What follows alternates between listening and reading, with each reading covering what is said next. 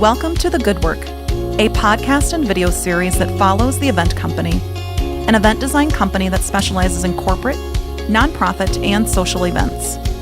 Our passion lies in creating one-of-a-kind events that share the good work of organizations we are fortunate to collaborate with. Tune in for conversations with leaders of these great groups, our best advice for your next event, and some behind-the-scenes moments. Now, let us show you The Good Work.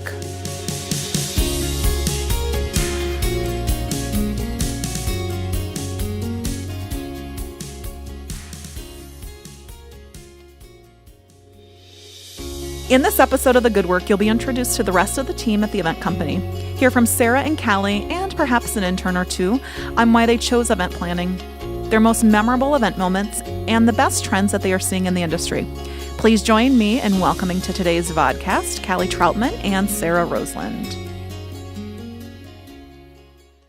Welcome back, everybody, to today's vodcast. I am super excited to have two of our very own back with us. I'm turning the tables. Yeah. We've got Callie Trautman and Sarah Roseland. Welcome, ladies. Thank you for having us. Yeah. You are welcome. Welcome to your office, since we all talked about that last week. So welcome to your office.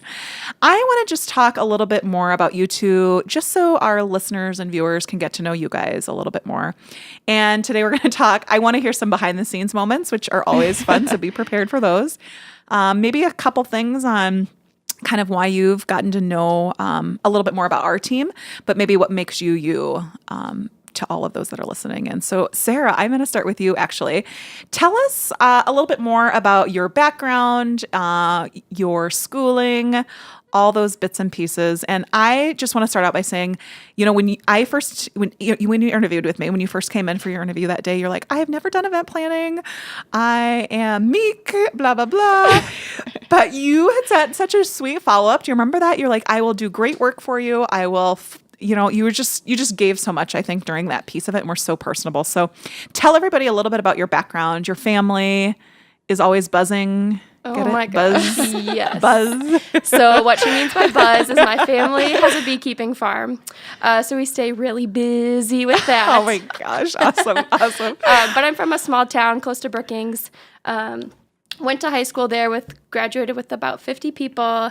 Then I went to SDSU my first year of college. Wasn't super thrilled with my major, so then I transferred to the University of Sioux Falls for business and marketing and entrepreneurial studies. And all of a sudden, as a sophomore in college, I wanted to start looking for internships. And I didn't really know what I wanted to do with my life at first. So I started Googling some event design and planning businesses in Sioux Falls, and came along Addie Graham Kramer.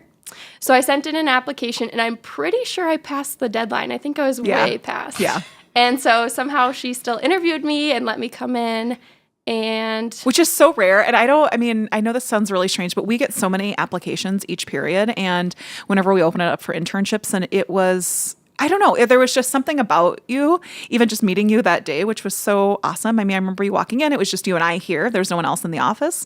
And it was just like a connection immediately. So it was pretty awesome. And usually, for those of you that are watching or listening, we ask that our interns have some experience. You know, granted, we're here to show you the world and see what else is out there, but to at least have some experience in terms of planning or design or anything. And you did a little bit. Yeah, I wasn't super into it. No.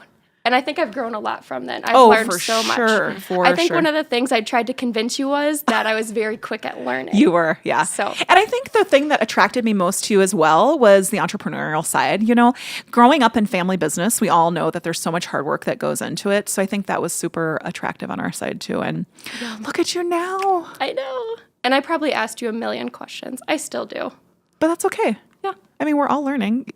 Mm-hmm. Gosh, I mean, I've been doing this for 15 plus years, so ask away, girl. Yeah, no kidding. Yeah, so here you are. Callie, yeah. You, I remember interviewing you, and actually we took a little break. Do you remember that? Because you interviewed, and you were all through golf season. Yeah. So we took a little bit of break. It's not like we didn't want you, for God's sakes. Do you remember we had interviewed her, and so it's not like you weren't wanted. It's just we took a little break, and because you were golfing, of course. You're this phenomenal, like worldly known golfer, right up with Tiger Woods, like right up there. You always kind of joke on the team. But tell our viewers and listeners a little bit about yourself. Yeah, so I'm originally from Clear Lake, South Dakota, about 90 miles from here north, a small town of 1,000 people. Just like Sarah, we actually probably play each other in sports in high school. We just obviously never knew each other. Yeah. So it's kind of crazy to think about. But loved growing up in a small town, appreciated. I think I got this value of community and volunteering and giving back. And I always knew I wanted to have a career that had a meaning and a purpose that helped others and had an impact. And so I wanted that same atmosphere of that small town in a college. So I decided to go to Augustana here in Sioux Falls. And obviously I wanted to play golf too. So that was also part of my decision. But I actually just graduated from Augie in May with degrees in sport management and communications. So kind of off the beaten path. But how I kind of got involved in my past is the 3 summers in college, I worked for the South Dakota Golf Association planning golf tournaments, mostly for kids, juniors, and a few adult tournaments as well on the way. And so kind of got that side of events. Obviously, it's very different from a tournament perspective, but the same organizing and planning. And I found that love there. But, you know, that senior year kind of sneaks up on you and all of a sudden you're like, oh my gosh, what am I going to do with my life, you know? And I just kind of had this calling almost that I maybe wanted to try something outside of golf and find that side of myself too. And I actually had a mentor at Augie. She was an alumni who knew Addie. And after we had all of these conversations, Mary looks at me. She's like, have you ever thought about event planning?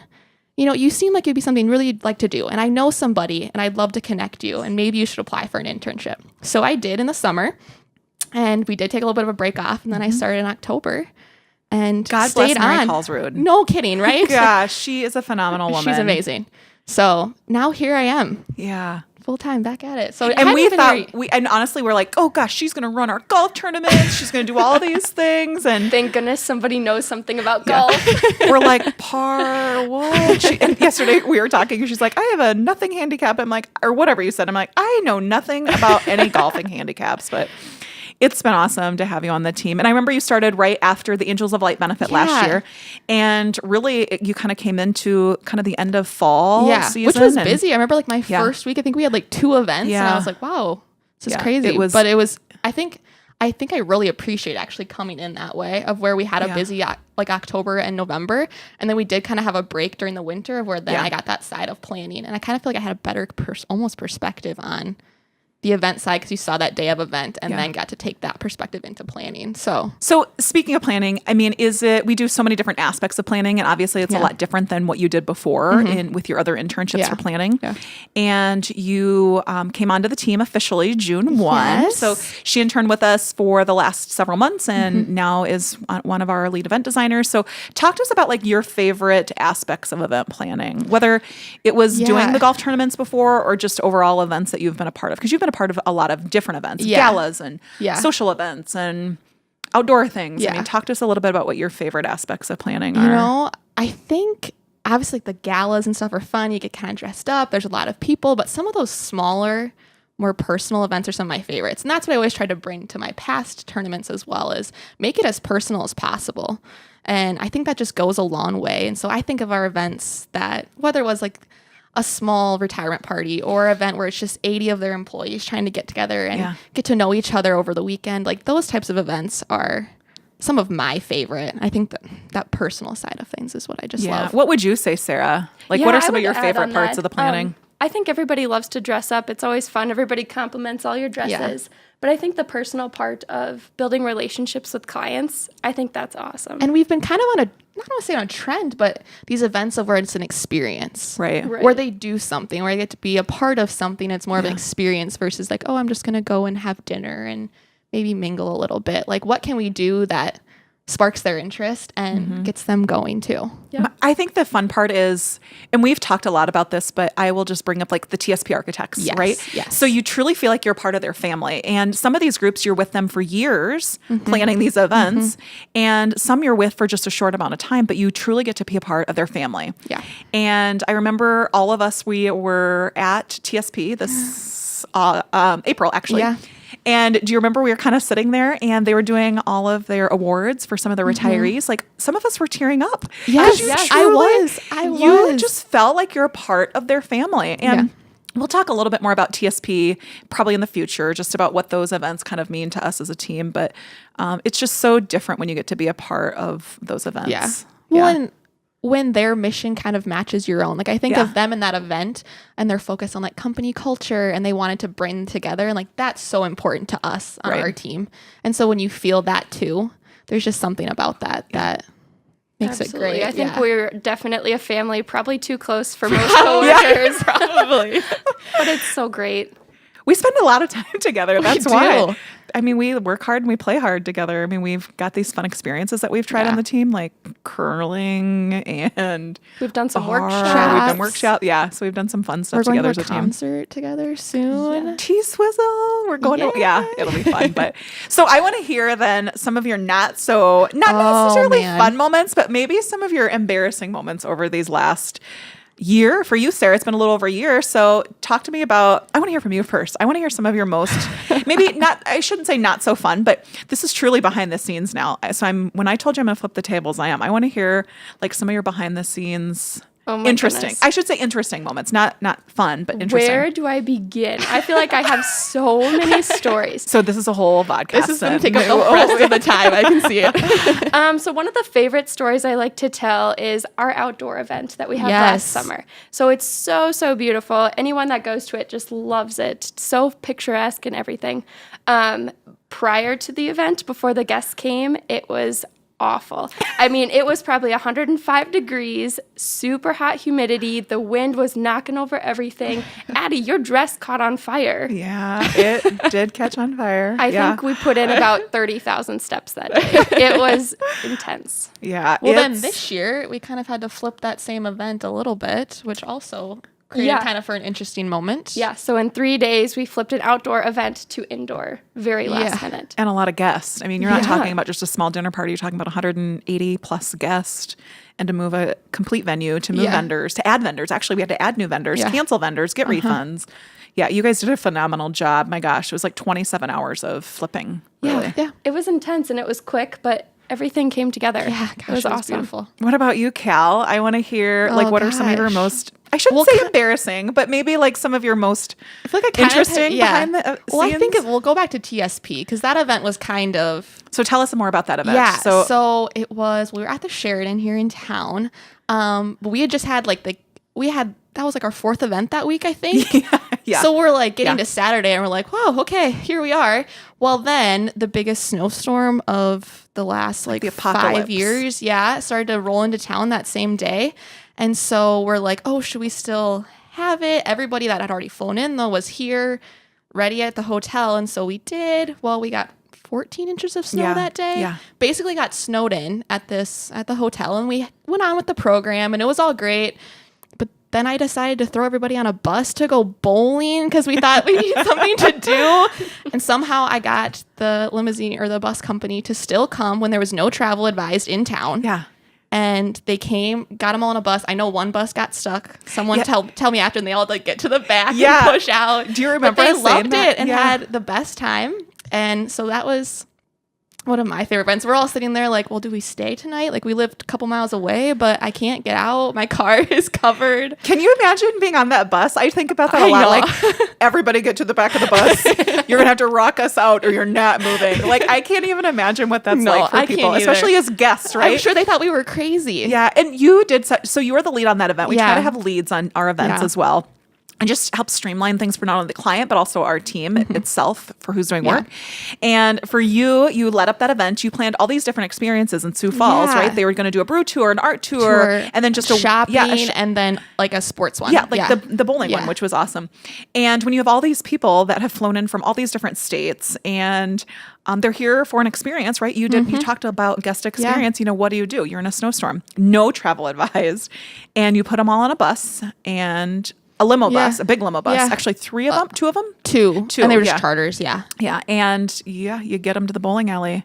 But they had so much fun. They I just did. remember seeing some of the pictures, and they Yeah. said it was such a great bonding time for them to be able to get Yeah. together. Our entertainment was in Was stuck in Wyoming. and they couldn't make it either. And we did Cinco, and that was probably even better. Cinco, it was fun we just did because Cinco. I you almost forgot about kind that. of fly just by whatever Yeah. can come, and sometimes that's the most fun, and Yeah. it got a chance for them to be together more too. And so overall, that's kind of one of my like kind of funny, like not so glamorous moments, Yeah. but ends up always working. Can we talk about your most embarrassing Oh moments? my gosh, I knew you were gonna ask me this So, today. okay, Callie, we'll start with you because so on our team, a lot of us have like most embarrassing moments. Sarah, you brought up like my dress caught fire, and it wasn't because it was so hot. It literally grazed the cooking prep station from the chef. So literally, and I had no idea. I'm like going on with my business and my dress. Jeffrey goes, I think you have a hole in your dress. I'm like, what? Yeah, big hole in the dress. So, yep, dress caught fire. You, though, Yeah. were really new to the team. It was and like my I will third I don't think day. any of us will ever let you No, live it down. live it down. I'll tell it. Okay. My third day, and Addie had gotten asked by the KDLT, a local media station in town, to do a little segment for like Halloween activities for kids. So we went on set that day into like their little kitchen area and had all these snacks prepped, whatever. It's like 6 a.m. And I'm going in, and we finish up the segment, and we're all cleaning. Well, in KDLT is just a large room, so we're in the one corner of it. Well, they were going live on the main desk, and I'm cleaning up a few ceramic ramekins, and one just falls completely out of the paper towel onto the ground, shatters on live television, and everyone just looks back at me like, what are you doing? And so I was already felt horrible, embarrassed, whatever. And then Addie continues to tell me that it was one of her wedding gifts that I just dropped. Thanks, Callie. And Thank you. so now I'm known as the klutz, I guess. Like Addie jokes, she used to like buy extra insurance for me. Which we did, listeners. Like, we have a huge event coming up here, and we did buy more insurance just in case if Callie It's does. the only situation, but I can't live it down. No, it's funny though. I It mean, is. you're just like, just don't trust her with every time you carry a lot of things. I'm like, are you okay? Like, do you have it? We give her like the plastic stuff. We don't let her Yeah, carry true. the glass. Yeah, it's okay, Cal. One of these That's all right, days. I'll take it. It's okay. My moment was when I forgot to pack, Oh. what was it, 30 of our cylinder vases. Gosh, how could I forget? So Sarah. Addie and another coworker were in Okoboji for an event, and they asked me to pack up everything. And at that time, I was still interning. So I tried to pack everything up. You guys are ready to go. They left that night. Yeah. Well, do you remember we had to stay longer that day because we were waiting for a shipment of candles that never arrived? Yeah. And we had to go to so many stores in Sioux Falls. We were calling to Okoboji stores to see if we can find these candles. And because these candles were going in these tall glass vases. So I forgot to pack all of them. All the tall glass vases. Yeah. So I'm in class the next morning. I don't know, maybe 9 o'clock. You text me, where are all the vases? And I'm like, oh no. So instantly I'm thinking, do I need to go drive there? What am I going to tell my professor? Like, they're not going to believe this. You offered to drive there, and we were like, what are we going to do? First of all, we went out the night before with our Pinnacle Productions team and had some fun. So we slept in, which was fine because we had everything set up from the night before. You know, we just had to Right. pull out these vases and get these centerpieces out. So I remember Abby and I were all kind of sitting there trying to get everything unpacked. And we're like, where are these vases? Like, what is happening? We're like, did we unload something? Like, are we awake? Like, did this really happen? And so we're kind of sluggish, drinking our coffee, trying to figure out what's happening. And yep, sure enough, we have no vases. Thank heavens, though, one of the rental companies there that we knew came to our rescue. Cost us 3 times as much, whatever. We had to eat the cost of it, but little learning lesson. And now Sarah overpacks Everything. Callie, we have lifted Everything. so... Callie and I can attest to this, Sarah. I We have know. lifted so many extra totes Of stuff. of stuff we don't even use. Like, who needs 900 We need pens? we need a few gold accessories, and Sarah literally packs everything gold that we have. You guys, you only make that mistake once. But save a girl some muscles. It's a workout, okay? Should be God, paying me. Always trying to say. So I want to hear, so obviously like some of us have great backgrounds Yeah. of fun events. And is there anything that sparks like your childhood of different events or maybe things that Yeah. you were involved with at school that kind of stood out and kind of put you on this path? Because I always talk about like event planning is not for everybody. And we know that. Like it's hard to train event planning itself. You either have those skills of organization and creativity and all those things, but is there something that maybe put you on the path, do you think? Either one of you? Yeah, I mean, I think like growing up, I always kind of loved to have parties at our house. Either it was Yeah. birthday parties or whatever. We could throw like holidays. Like my birthday's kind of around the holidays, so I always liked to kind of go a little overboard, probably. But even like in high school, like I was a lead a lot of clubs and stuff. So you always had to try to host events. And same in college. Like I was on like our activities board and planning board at Augie for groups. We brought in groups and stuff all the time. So I think though, just like the organizing and planning aspect of it, I've just always kind of been into that. Always kind of had that aspect to me. So, and I've always liked the creative design stuff. I wanted to be an interior designer for the longest time as a kid. I think everybody does, Yeah. right? So I've always loved to have like that creative side. So this really kind of gives me those best of both worlds, honestly. Did you move your furniture around a lot when all you were the young? time? Yeah. Painted my room all the Oh, time. me too. Yep. Do you know one time actually, my parents still have it, which is kind of embarrassing. So I hope you guys never go to my parents' house. But I have handprints all over my wall. I did like handprint, like wallpaper-ish, but handprints. Yeah. Yeah. What about you, Sarah? Anything that stood out when you were I was on several younger? committees when I was in high school. Nothing in particular that stood out. I mean, my graduation was super fun, probably a little over the top, but it was great. I loved That's it. awesome. And I've always had an interest in something like that.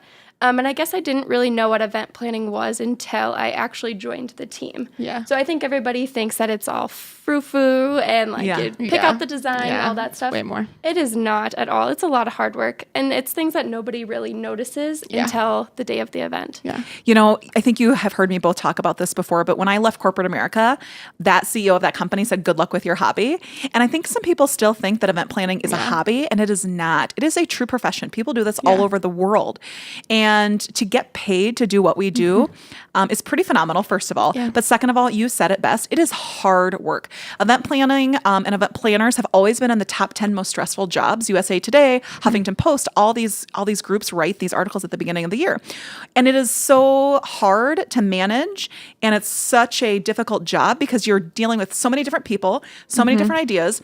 When you talk about committees, sometimes, you know, just because you're working with one nonprofit, let's say, those committees are comprised of several people, sometimes 3 committees. Yeah. So you're not dealing with just one person, you're dealing with 30 people. So take that 30 times 75 plus events that we do a year, it's a lot. Yeah. So it's a lot of time too. Yeah. I think that's one of the biggest things I've noticed. Yeah. You can probably attest to this, but it's so many weekends. It's long hours, you guys. And like I probably had a little bit more experience. Like I was prepared for that because golf industry is the same way, especially with our events of I did 21 one-day events in 8 weeks. A little bit less, and then you're traveling all over the country, and then there's weekend stuff. Like, so I was kind of ready and prepared for that, but for someone who wasn't, like those 15, 16-hour days they're long. Yeah. And we make up for it, you know, where we're like, we don't work this day, or like this week we might not work Thursday. You know, it's just so different. But so what would be some of your best advice for aspiring entrepreneurs, aspiring event planners, maybe interns that would be coming this fall? Like, what is some of your best advice? I'll start with you, Sarah. I would say it's really important to know how to use like internet. We use Google Drive a ton. Do people not know how to use the internet? Do you mean Google Docs? Yeah, I don't know. Gosh, I am so bad at Google Docs sometimes, right? Yeah, we I'm have getting to better. teach you how to do it. And I mean, better. Excel, Now and we use then, everything on Excel. So that's super important to learn how to use. Yeah. I think too, just if you're interested, give it a try. Because I think of me, like I was very kind of hesitant. Like, do I have enough experience? Do I have enough background? Do I have the right things that would be needed? And you're always just kind of like nervous, especially here. Sometimes you're taught like for like event planners, I think there's not very many of them. I shouldn't give it a try. Yeah. You know, or it doesn't really exist out there. Like find it. If that's what you want, find it. But then also just like if you're even semi-interested, give it a shot because you're really not going to know. I can attest to that because I was completely off a beaten path, and now here I am in one of the best spots possible. So yeah, good advice. Good advice. The last thing I want to hear is I want to hear, and people sometimes hear us say these things to you guys, but maybe not, but your nicknames. They're kind of funny. What? I want to like Sarah Bear. Sarah mine's Bear. kind of a Sarah Bear. childhood one. Everybody's always called me Sarah Oh, Bear. I thought Abby gave that too. No, it's not. Oh gosh, bummer. whatever. Yep. Okay, I thought we were. I'm We call you Cal. Cal a lot, which people who are close to me, like my parents, kind of started as a little kid. Like my best friends call me that. But We have Carly on the team, so we call her Carl. Yes. Which we have is a fun. Maddie intern, and her Snapchat name is Mad Dog. So Yeah, we've given her she's a that lot of as well. fun. Abby, we've called her Abs. Yeah. Addie. ads. I Yeah. call you boss lady sometimes. Boss lady. El Presidente. That was Gosh, yesterday. that was yesterday. That was so funny. Well, I love it. Thank you, you guys, for joining me today. We've got a really awesome next couple of months coming up here, so Yeah. I'm excited to bring you guys back. So thanks for being here today. Thank you so much to those that are listening and hearing more about our background. Thank you for listening to today's episode of The Good Work. We hope that you enjoyed getting to know our entire team at the event company and even heard a little bit of behind the scenes of dresses catching fire, ramekins dropping on live TV. Tune in next week as we introduce to you Sarah Tweet of Hungry for Truth, the organization behind one of our most favorite summer events, the Farm to Fork Dinner. Don't forget to subscribe to The Good Work on YouTube and iTunes and follow the event company on social media to stay up to date on the good work that we are part of each day.